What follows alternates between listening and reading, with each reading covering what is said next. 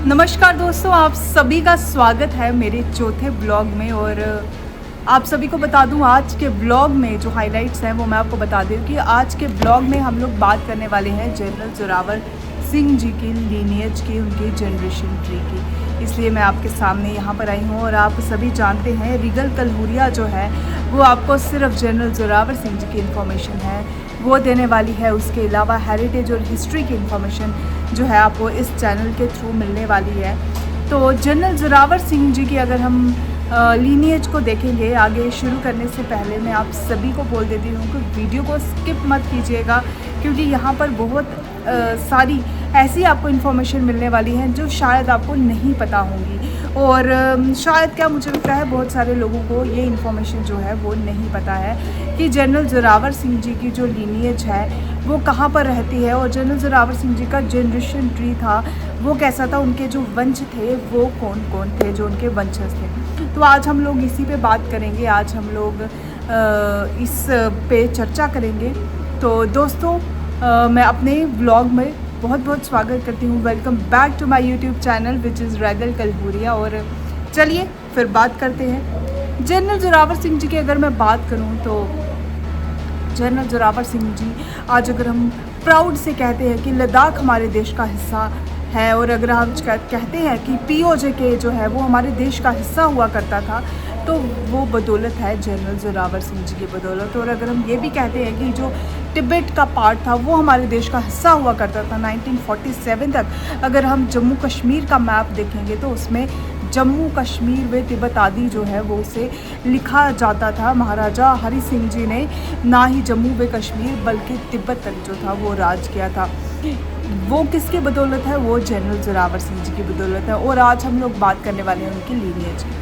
अगर हम उनकी पहली जनरेशन की बात करें तो जनरल जोरावर सिंह जी की मैं साइड में यहाँ पे फ़ोटो भी एक लगा दूँगी, जिसमें आपको क्लैरिफाई हो जाएगा कि जनरल जोरावर सिंह जी की जो जनरेशन है उसके बाद कौन कौन है। अब जनरल जोरावर सिंह जी की जो पहली जनरेशन हुई, उनके जो बेटे हुए, अगर मैं उनका नाम बताऊं तो उनका नाम था इंदर सिंह जी। और मैं आपको यहाँ पर साइड में एक जनरल जोरावर सिंह जी का जो जनरेशन ट्री है वो भी मैं यहाँ पर लगा दूँगी साइड में। आप यहाँ पर देख रहे होंगे कि जनरल जोरावर सिंह जी के बाद जो उनका बेटा हुआ ठाकुर इंदर सिंह जी। अगर इंदर सिंह जी की मैं बात करूँ तो इंदर सिंह जी मखमली थे भीमगढ़ फोर्ट में। और अगर मैं इंदर सिंह जी की बात करूं तो कहा जाता है कि हमने अपने पूर्वजों से सुना है, मैंने अपनी दादी जी से सुना है, मैंने अपने परिवार से सुना हुआ है कि इंदर सिंह जी जो थे वो बड़े पूजनीय व्यक्ति थे और बड़े धार्मिक व्यक्ति थे, क्योंकि वो बड़ी पूजा पाठ में जो थे वो बहुत बिलीव करते थे।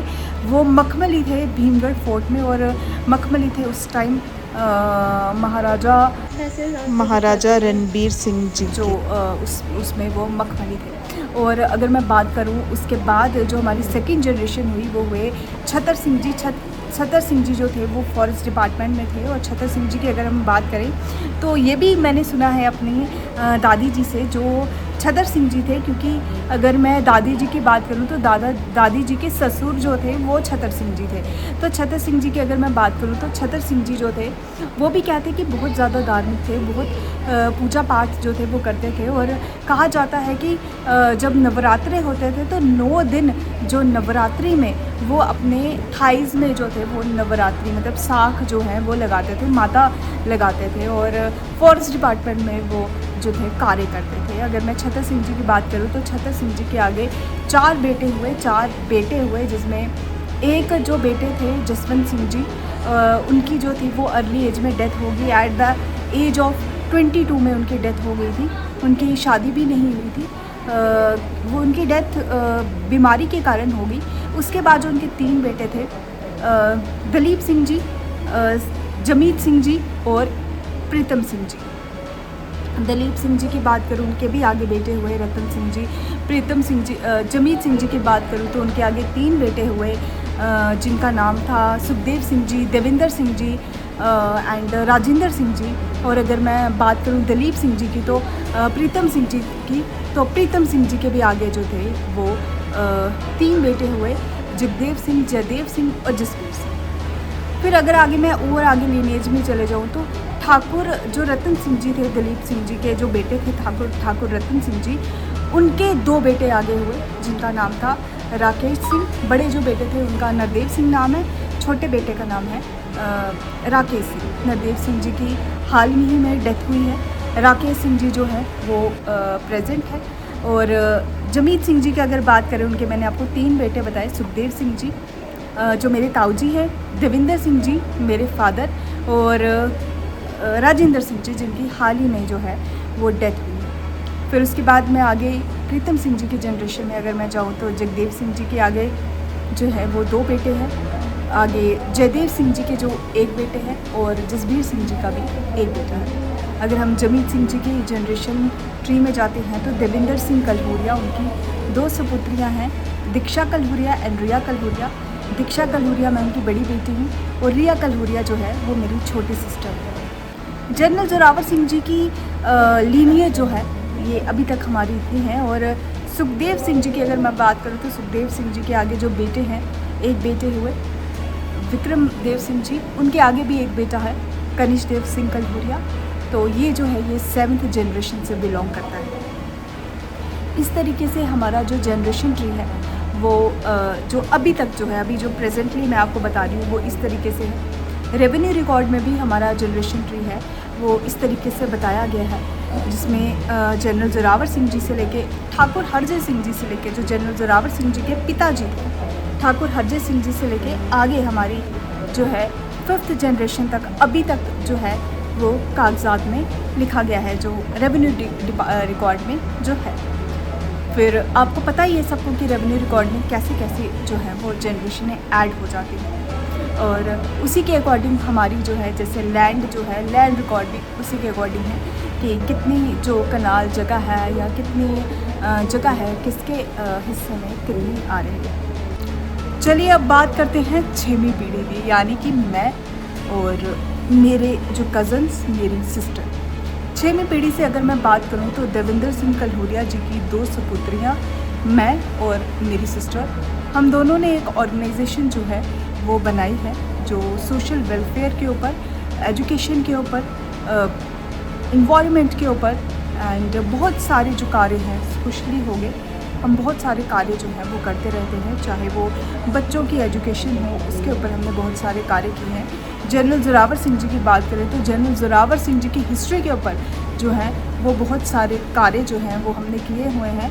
हेरिटेज के ऊपर बहुत सारे कार्य जो हैं किए हैं, और बहुत सारे कार्य जो है वो जनरल जोरावर सिंह ट्रस्ट करता रहता है, नॉट इवन कि जम्मू कश्मीर में बल्कि ऑल ओवर इंडिया में हमने बहुत सारे जो कार्य हैं वो किए हैं। बहुत सारे जनरल जोरावर सिंह जी को लेकर अवेयरनेस कैंपेन जो हैं वो किए हैं। आपको बता दूं कि 2019 में पहली बार ऐसा हुआ था कि शिवाजी महाराज की जयंती में जनरल जोरावर सिंह जी के नारे भी लगे थे, और जनरल जोरावर सिंह जी की पिक्चर जो थी, पोर्ट्रेट जो था वो भी लगा था शिवाजी चौक पुणे में। तो बहुत सारे ऐसे कार्य हैं जो जनरल जोरावर सिंह ट्रस्ट जो है वो करता रहता है, और बहुत सारे में हम लोग, ज़्यादातर हम लोग शामिल होते हैं।